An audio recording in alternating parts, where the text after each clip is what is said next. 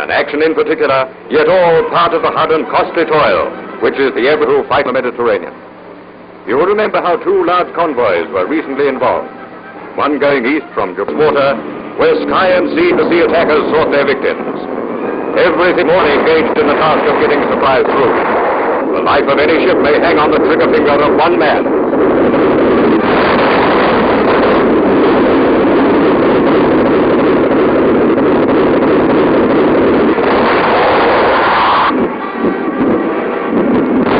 Good shooting accounted for many enemy planes. Here's one shot out of the sky to end up in a cloud of smoke as the tanks burst. To the west, the attacks on the Alexandria convoy were being met. Tremendous efforts to stop it, as they were bound to be.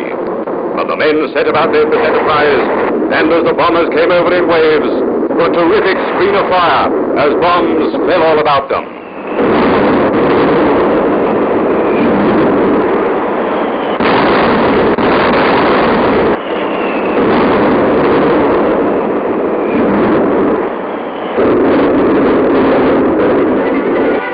As the convoy held was off by the Navy, the RAF, and the Fleet Air Arm. The scene as the vessels escorting the convoy from lay a smoke screen around the merchantman as protection from the main Italian battle fleet which had ventured out. What happened to Mussolini's warships at the hands of the British and American airmen is a long story. But they knocked them about so badly that what were left drove back to Taranto. Now every available Axis plane was thrown into the battle.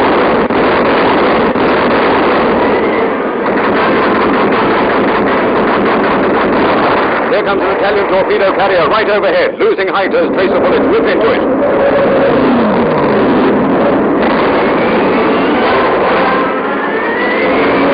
That burst of gunfire had to dive into the water.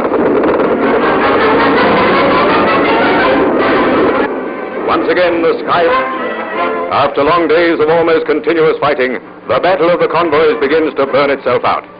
Men who have had little or no time to think of food snatch at it. The British Isles and Malta both live on the precious contents of the accompaniment of a lot of hearty cheering.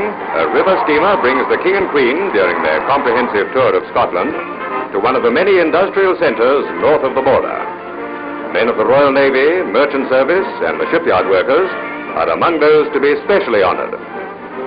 At Paisley, Her Majesty is greatly interested in what is being done at a day nursery for the children of war workers.